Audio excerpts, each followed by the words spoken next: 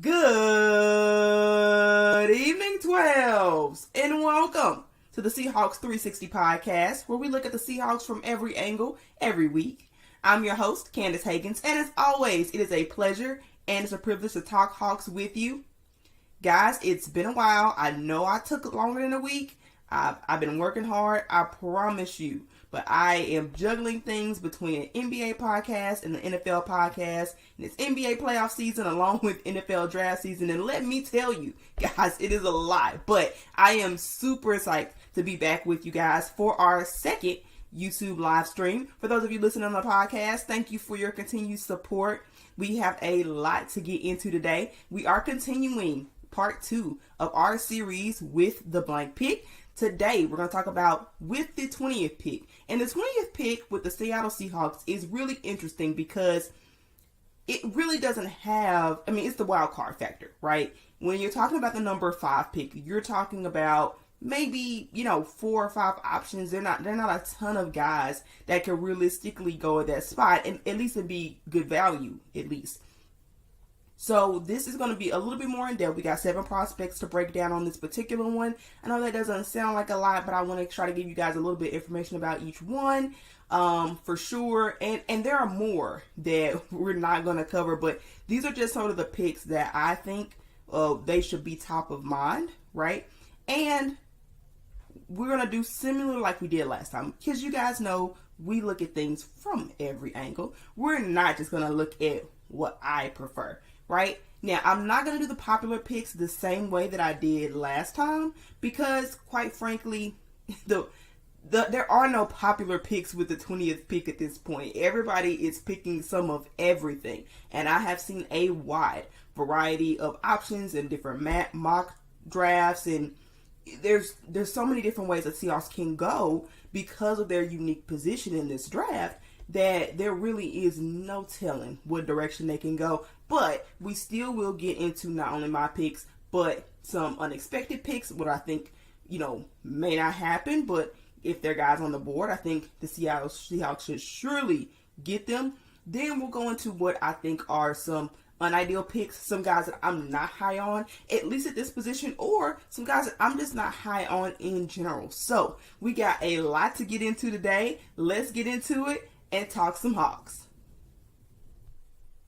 So guys, we are going to pick up right where we left off, and we'll start off with my favorite prospect, at least at this position. I got a 1A and I have a 1B. So to some extent, I'll admit, it will depend pretty heavily upon if what the Seahawks do with that first pick. Like the number 5 overall pick, in my opinion, will go really far to determine what my preference is, whether it's 1A or 1B. So let's talk about both of them. I like both of these guys at this value. First one, as you can see, is Nolan Smith. He's got really great size for he's undersized, but his physicality is what I'm just such a huge fan of. He is just so physical at the point of attack. He's agile enough. He's very instinctive. He just seems like a guy that, to me, when you watch his films, he just sort of flashes, right? He just sort of stands out. He's very versatile. He'll be great versus the run, and the Seattle Seahawks need people who can stop the run.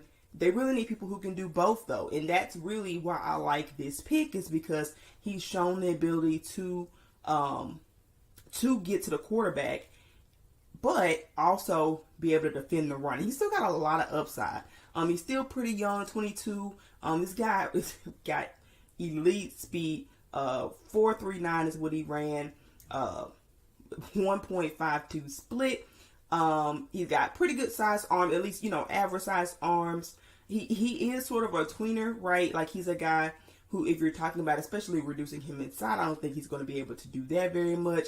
He kind of fits in between the two, but I think you can bulk him up. I believe that his frame can sort of add weight to it. If you look at how he's built, that's my personal belief.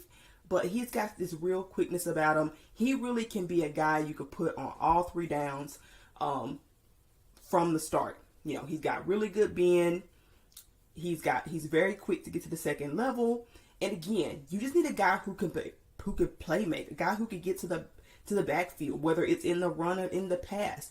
I think that could add a lot. Really, in my opinion, a lot of people feel like edge is not a real concern for the Seahawks, and I gotta be honest, I disagree.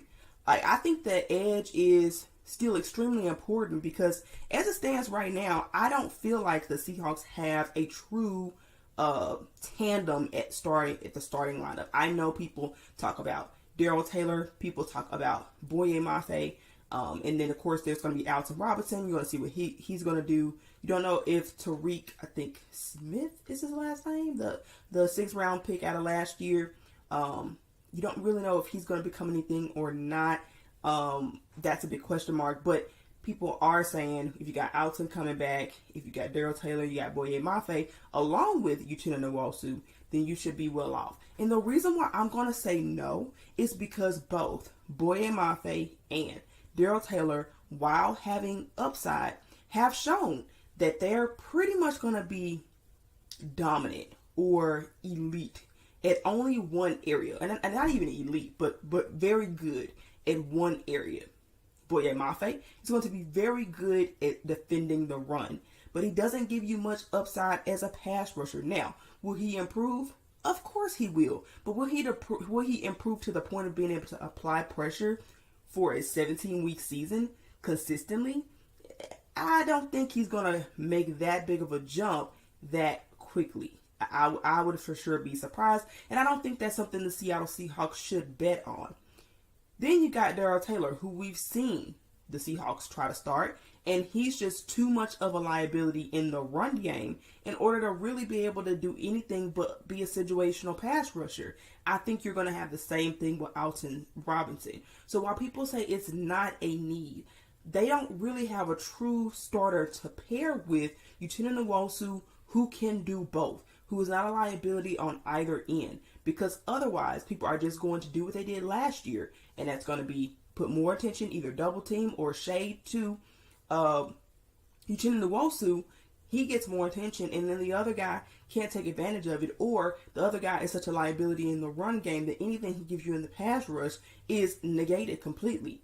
That's just not a risk the Seahawks can afford to take. I don't think they can take another guy who just has one and needs development in the other. They've got those guys.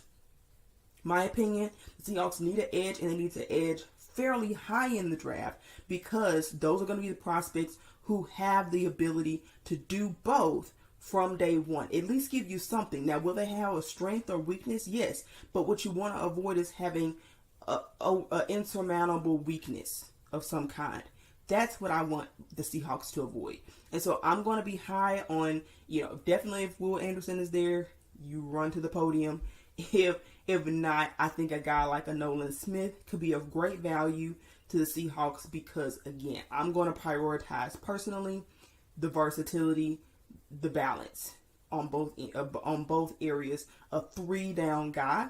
If they can do that, then I think the edge position is set. Then you've got great depth at that point. And when you're talking about defensive line anyway, injuries and just keeping guys fresh in the rotation, that's a good problem to have. You want to have a good rotation on both sides. I think that's plenty. I think that gives you enough guys to be able to provide a good pass rush and a good rotation and still have healthy competition amongst the group. That still leaves room for a Daryl Taylor to grow, for a Boye Mafe to go, because those backup snaps, you're going to need him. They play Uchenna Nwosu way too often. And so if you can take Uchenna off the field a little bit, let him rest a bit, and get Boye Mafe those reps, that's a win-win situation. I don't think drafting a edge high and starting that edge is going to have any negative impact on the development of Boye Mafe, because you saw him develop throughout the season anyway. You really saw him grow in some areas, maybe not pass rush as much, but you just saw him get better, and that leap from year 1 to year 2 should be advantageous to, again, increase the depth of the position. So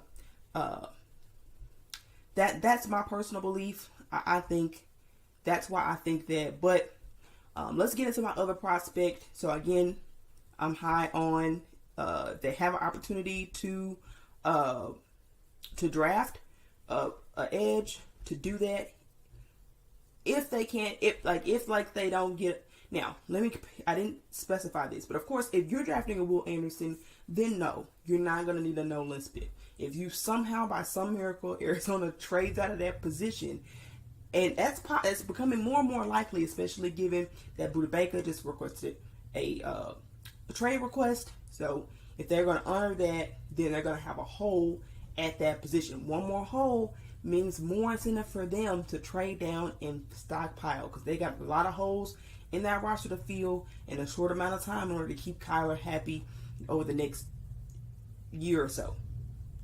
So let's say you do take care of the edge position or Tyree, like Wilson. All right, let's say if they don't get Will Anderson, they get Tyree.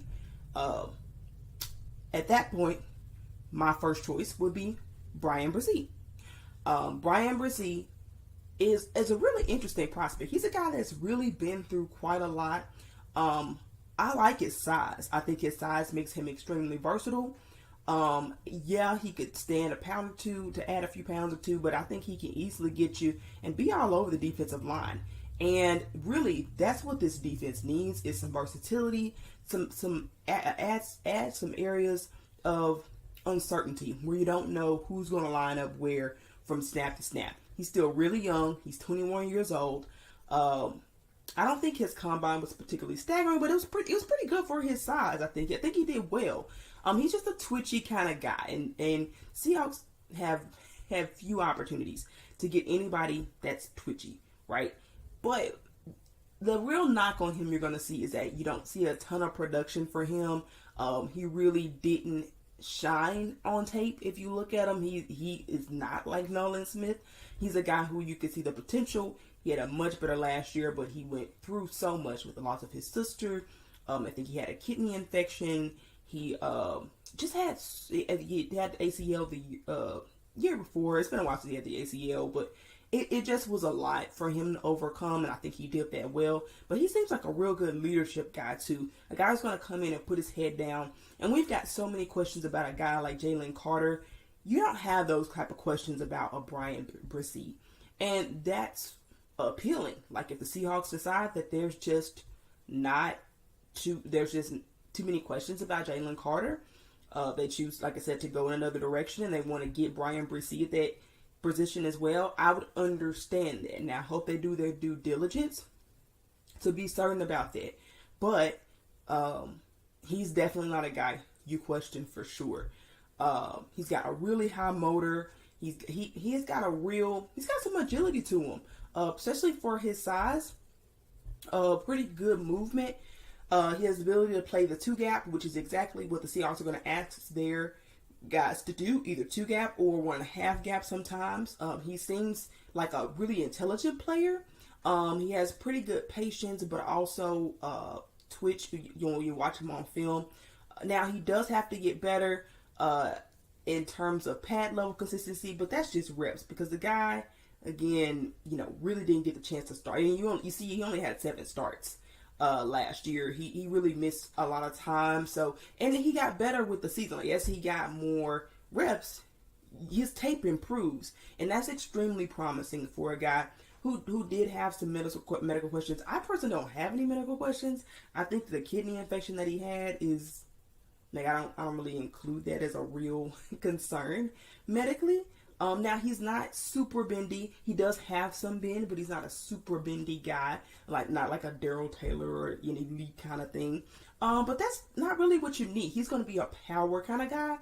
And given how important it's going to be when you're going up against the 49ers, winning with power is ideal, right? I think that's going to be ideal. I think I'm not sure finesse anyway is the way to go when you're trying to look ahead and figure out how to get ahead of these 49ers.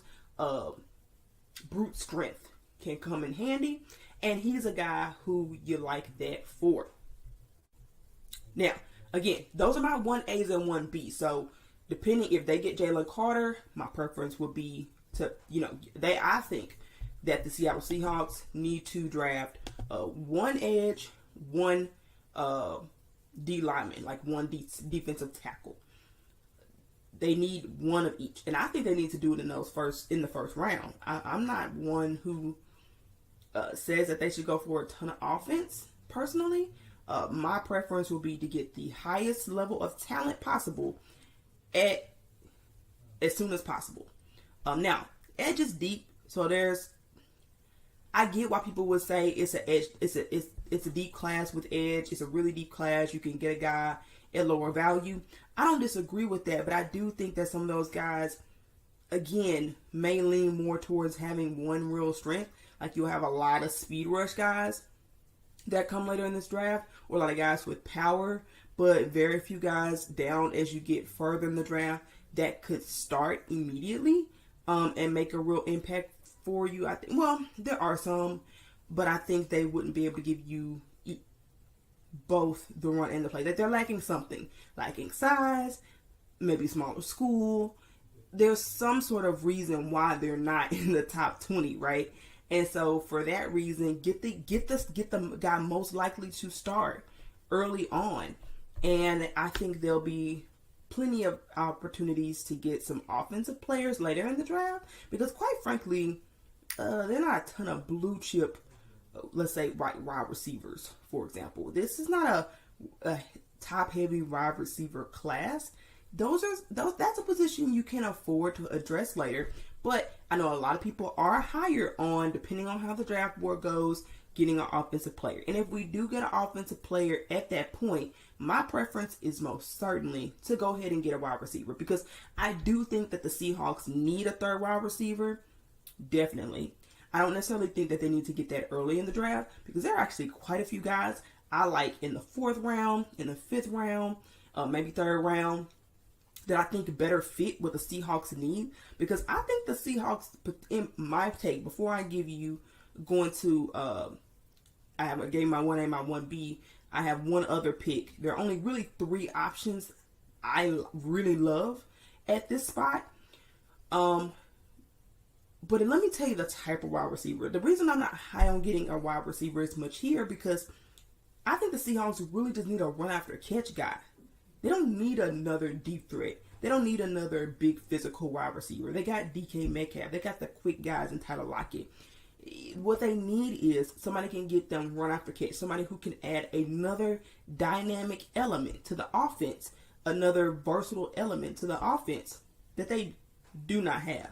That when plays break down, or things don't go right, or you can't seem to be, you're having trouble moving the chains, you can put the ball in this guy's hand and he can for sure get you a first down. He can move the chains. You need a chain mover. And that's really, they don't really have that. Tyler Lockett can be that at times. He absolutely can. But depending upon how the other team is covering him, then you kind of want another option who is not going to be getting the same level of attention that Geno can go to, spot up, boom. Because the tight ends don't always have the most sure hands. At least Noah Fant and Will Dissly have been known to sort of mess that up from time to time when you need a big first down. That they've done well, but again, I think also people next season will catch on to the 3 tight end sets, and there may be some defensive adjustments that the offense may need to make room for. It may not be as impactful as it was to start the season, because we kind of saw that impactfulness drift off a little bit throughout the season anyway. Now, that is in part because the run game did not need to be respected at all, but it also could be to some extent just defenses playing the Seahawks a little bit differently where that's not as advantageous. So again, let's go back to my third guy, Jackson Smith-Njigba. Sorry, I completely left off the guy's name, guys. Excuse that. I'm sorry. And I was up to 2 a.m. doing this stuff, but he's an interesting prospect. I went back and forth with him and Jordan Addison, but I gotta tell you, Jordan Addison just doesn't have the size for me.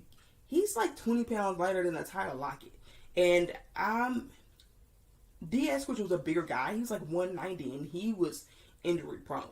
I'm just not interested in bringing in a guy who I think might be injury prone. Now that's ironic because Jackson did not play hardly at all this year because of injury, but I just want a bigger receiver. I don't want a small guy. I need a guy who's more likely to be able to translate to the NFL, his skill set. And I'm just not so sure that with the Jordan Addison, that's going to be the case. He's the more well-rounded player, and I think he's actually, his skill set is more apt to what the Seahawks need in terms of his run after catch.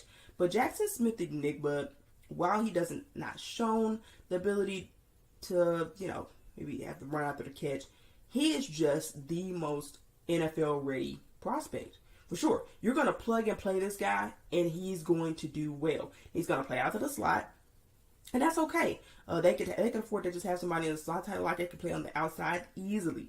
Sometimes they play tight on the slot and the outside, but they could, have Jackson lined up in the slot all the time.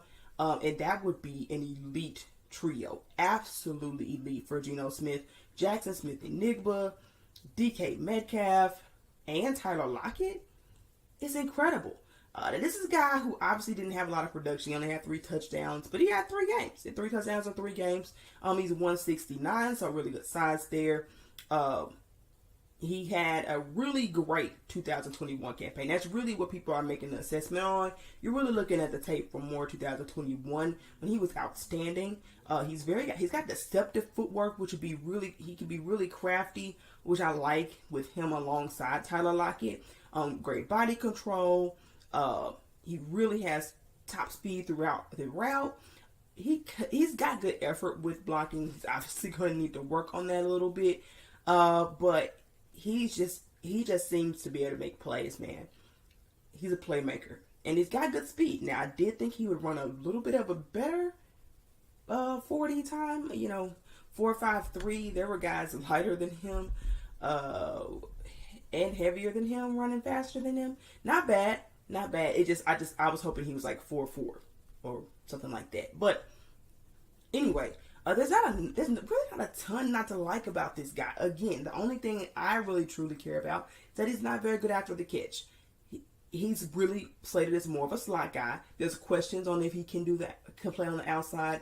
But for the Seahawks needs, that's not really that important. Now, you can question, should you get a slot only guy at the 20th spot? I think that's legitimate. I think that's legitimate. But if the Seahawks wanted to take this chance, I would be fine with it. Again, my preference is defense at both draft picks. But if they want to go offense, this is going to be my first choice. Now, there are a couple of guys who I love at this position who I just don't think are going to be available. But if they are, I'm running. I'm pretty high on Luke Van Ness. I thought he had a really great pro day. To be 272 pounds and run a 4.58 is pretty impressive to me. Had a really good vertical. He just is an athlete. He's got excellent strength. He had pretty good production coming out of Iowa. He's an edge player. I don't think he'll be available at 20. I really think he's going to go between 15 and 18 is my guess. I think he's going to be off the board for the Seahawks. But if for some reason he falls, the Seahawks absolutely need to take heed and get this guy.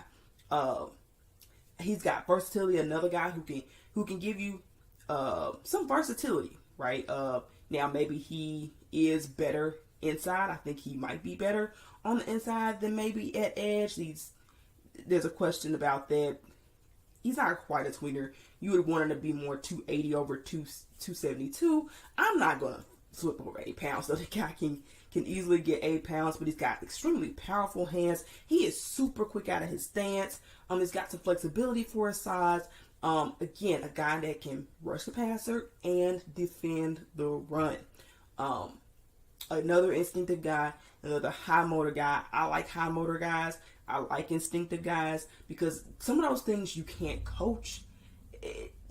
And the Seahawks have had a tendency to take all these projects where you don't really know, you never know how it's going to go with a project, and you have to try to coach them up to these techniques and things. Teaching a guy something like being able to shed blocks more quickly, because he can shed blocks, but sometimes he needs to do if he improved his hand counters, he would be able to do that more quickly. He doesn't have a lot of lateral quickness.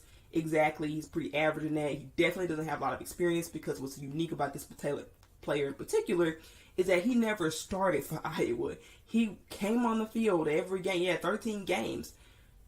But once he got on the field, like, he's a guy that you just couldn't take off the field because he's such a good player. He's such an impactful player doing good things. I'll take a guy like that. He'll get experience. I mean, in fact, I kind of consider it a good thing. That's less tread on the tire to some extent. And so that's a guy who you absolutely want to take a chance on. Those are things I look for when I'm looking at, will this player be a Seahawk? Being able to play hard, be instinctive, being versatile, and being balanced. Those are the type of defensive players that I'm honing in, if you have not been able to gauge that by now. So that's an excellent pick. And then another pick I'm not as high on as others, but it is foolish not to talk about Candace. Some people are saying he can be the new, why am I blanking? Aaron Donald. I have questions. Personally, I have questions about whether he can live up or not. He's never going to be Aaron Donald. Nobody's going to be Aaron Donald. But whether he can live up to that caliber of player, I don't know. I really struggle. I struggle with his size. He's 6'1", 281 pounds. He's got 30-inch arms, guys. Aaron Donald had like 33-inch arms.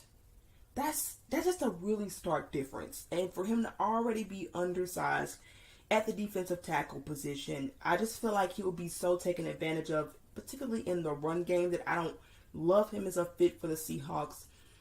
He's elite, though. I mean, the things he does well, he does like nobody else. He definitely has out of this world traits far higher than a Luke Van Ness or far higher than a Nolan Smith, because his quickness is just uncanny.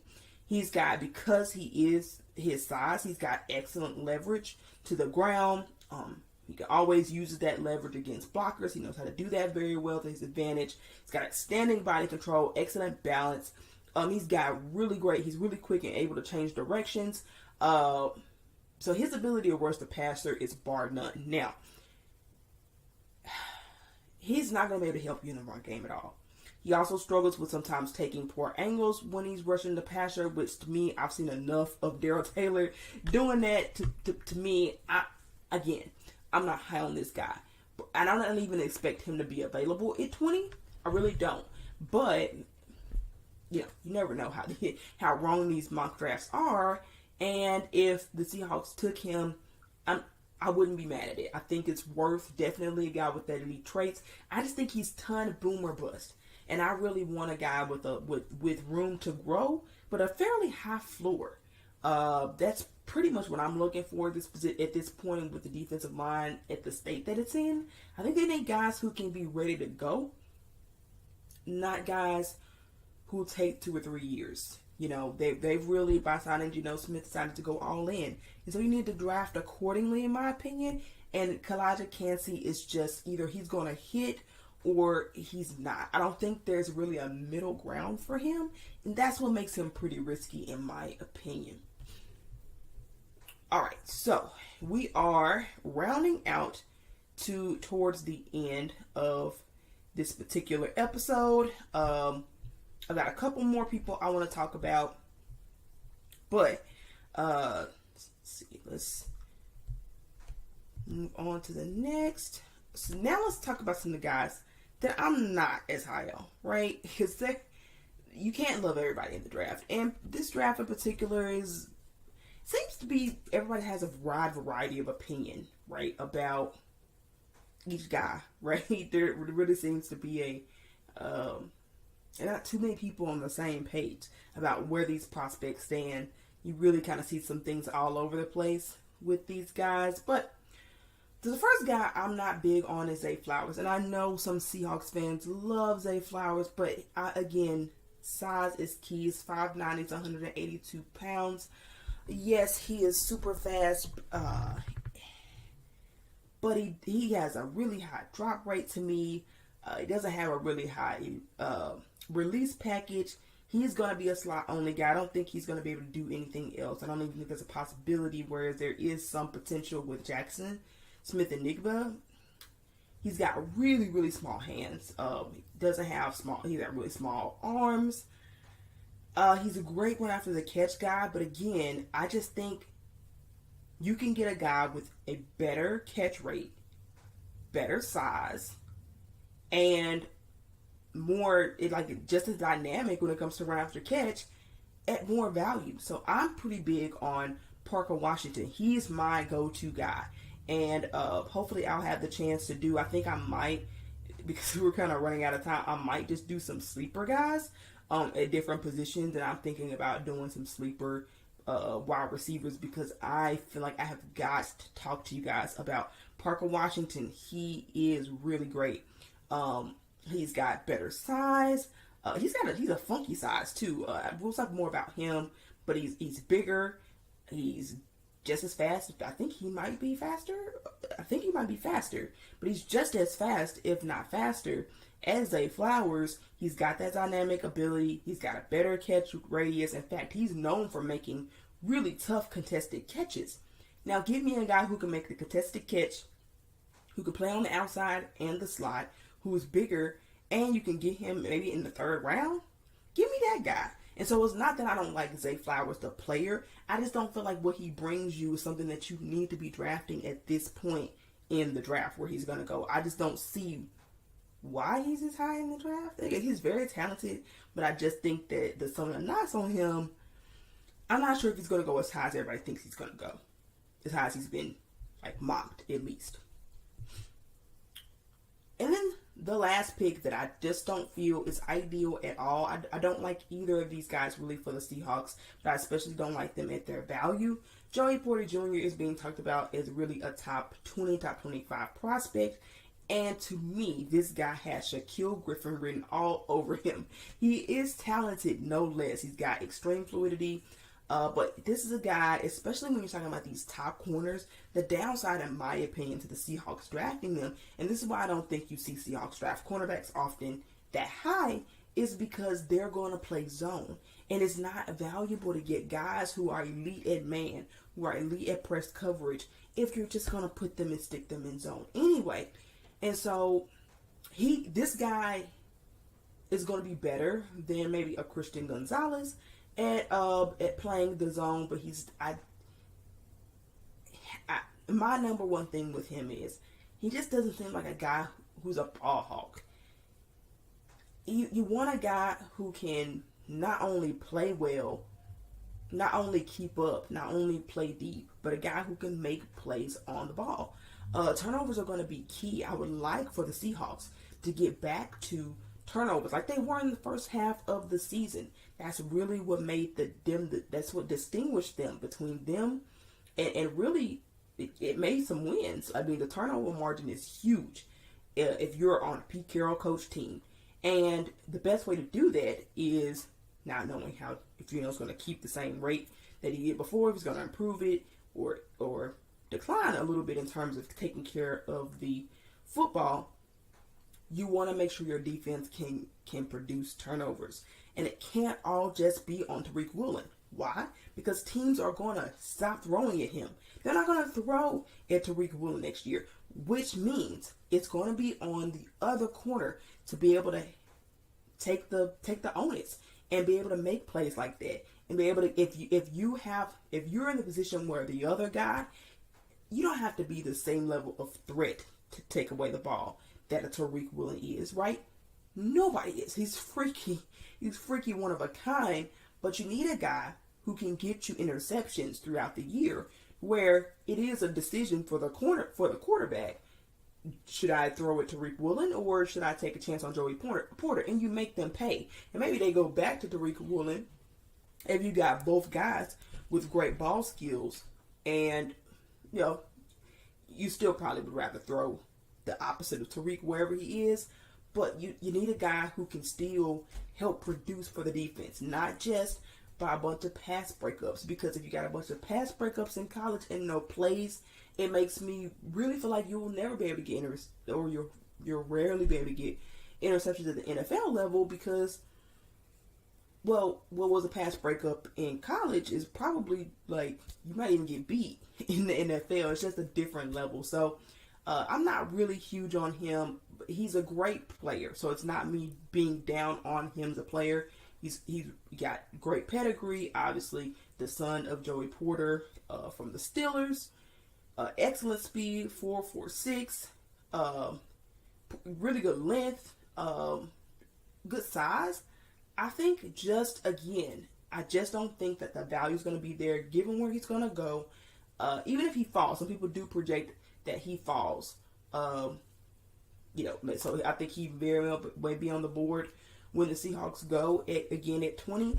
And if he is, I just gotta say, I'd say pass. I would not be happy if they got him. I'm just not high that on him as a player, but we'll see. So that's sort of where I stand with our prospects for the 20th pick. A lot of different directions they can go. I'm curious to hear from you guys about what players you like at the number 20 pick.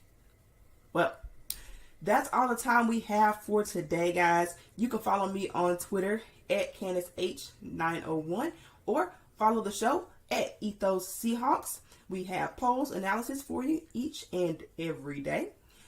Be sure, if you listen to us on YouTube, give us a like. Please subscribe. If you're listening on iTunes, please give us a 5-star review. We'll give you a shout out here on the show if you do.